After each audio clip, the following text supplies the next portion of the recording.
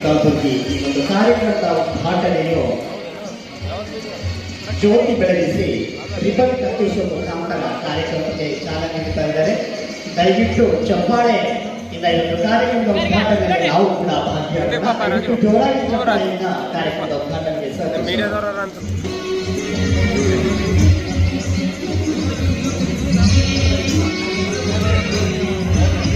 ಹೌದೇನು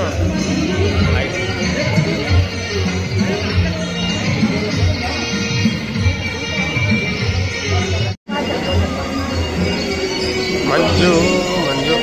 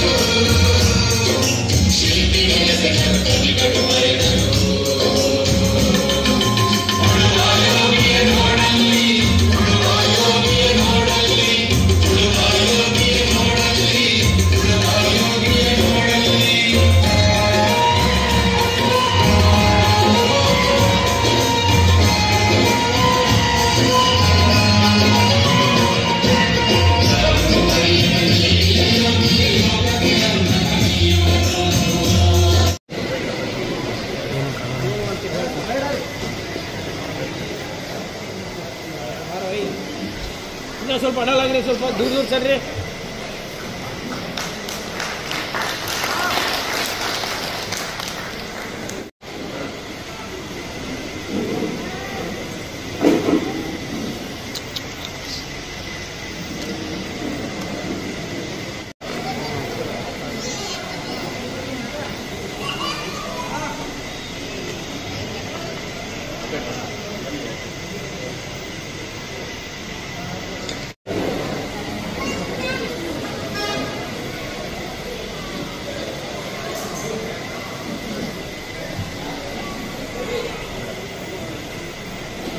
ಧನ್ಯವಾದಗಳು. ಹಾಗೂ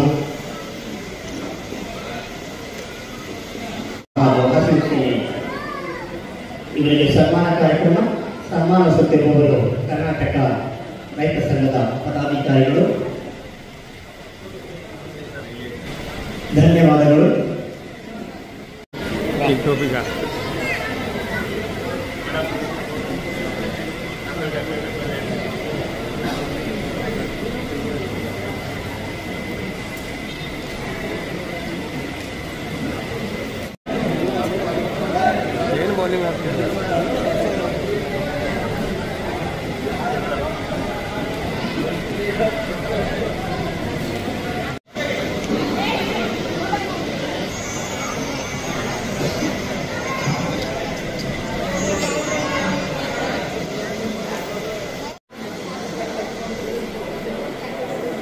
Yeah.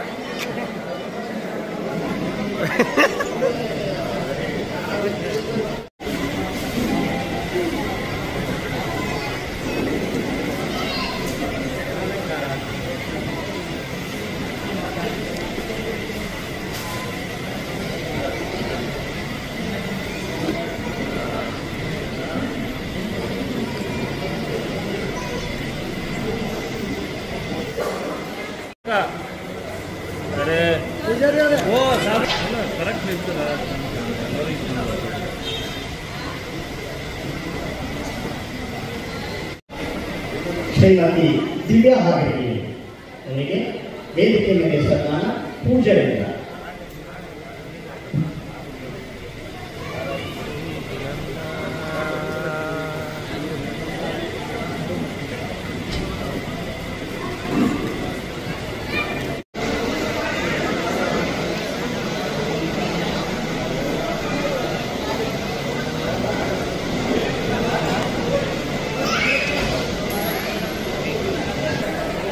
ವೇದಿಕೆ ಮೇಲೆ ಆಸನದಂತಹ ಕರ್ನಾಟಕ ರೈತ ಸಂಘ ಹಾಗೂ ಹಸಿರು ಸೇನೆ ಕಲ್ಲು ಎಲ್ಲ 1,000 ಸಿಕ್ತಿರೋದ್ರಿಂದ ಇದು ಸುಮಾರು 10 ವರ್ಷದಿಂದ ಸಕ್ಕರೆಯಿಂದ ಆದಂತಹ ಉಪೋತ್ಪನ್ನಗಳಿಗೆ ಬೆಲೆ ಜಾಸ್ತಿ ಆದರೂ ಕೂಡ,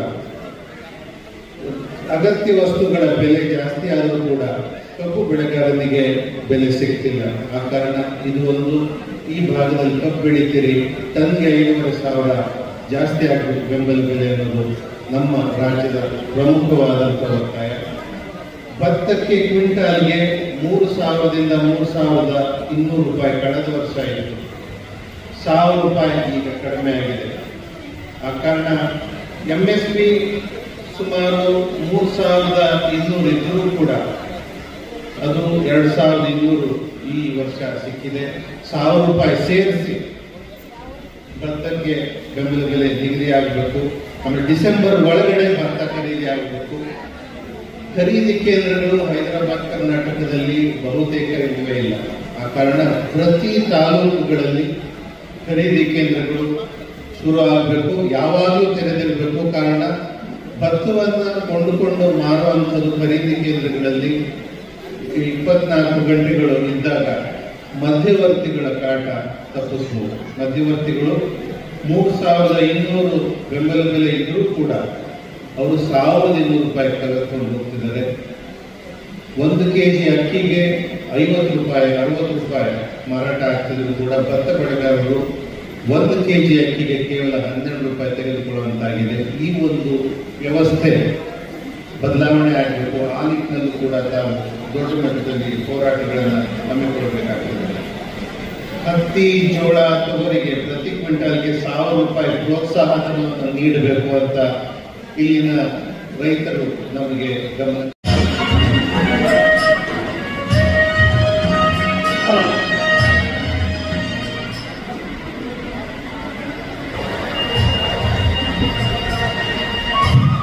ಕಲ್ಯಾಣ್ ಕುಮಾರ್ ಸಂಘವಿ ಅವರು ಸಹ ಈ ಒಂದು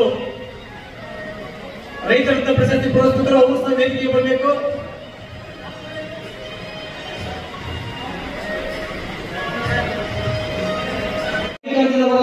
ಜೊತೆಯಾಗಿದ್ದವರು ಶಿವಾನಂದ್ ಕಾಕ ಕಲ್ಲೂರವರು ನಮಗೆ ಹಿರಿಯರು ಮತ್ತು ಮಾರ್ಗದರ್ಶಕರು, ಅವರು ಸಹ ಒಂದು ಪೂಜೆಯಿಂದ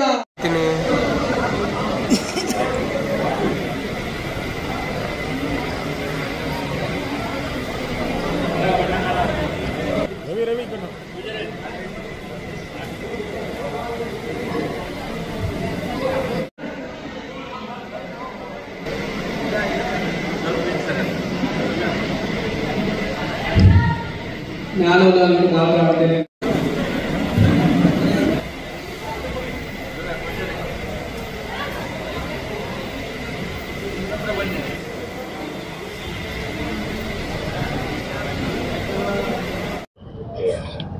ಇವತ್ತಿನ ದಿವಸ ಕಲಬುರಗಿ ಜಿಲ್ಲೆಯ ಮಹಾದಾಸೋಹಿ ಶರಣಬಸವೇಶ್ವರ ದೇವಸ್ಥಾನದಲ್ಲಿ ಇಂದು ನಮ್ಮ ಕರ್ನಾಟಕ ರೈತ ಸಂಘ ಹಾಗೂ ಹಸಿರು ಸೇನೆಯ ರೈತ ಉತ್ಸವ ಮತ್ತು ರೈತ ಸುಗ್ಗಿ ಹಬ್ಬ ಅನ್ನೋ ಈ ಕಾರ್ಯಕ್ರಮವನ್ನು ಎಲ್ಲ ನಮ್ಮ ರೈತ ಬಂಧವರು, ಎಲ್ಲ ನಮ್ಮ ಹಿತೈಷಿಗಳು ಬಂದು ನಮ್ಮ ರಾಜ್ಯದ ಸಂಸ್ಥಾಪಕ ಅಧ್ಯಕ್ಷರಾದಂಥ ನಂಜುಂಡಸ್ವಾಮಿ ಅವರು ಇವತ್ತು ನಾವು ಅವ್ರಿಗೆ ಕಳ್ಕೊಂಡಿವಿ ಅಂದರೂ ಸಹ ಇವತ್ತು ನಮ್ಮ ಕಣ್ಣೆದುರಿಗೆ ಅವರೇ ನಮ್ಮ ಜೊತೆ ಬಂದರಂತ ಅಷ್ಟು ಖುಷಿಯಾಗ್ಯದ.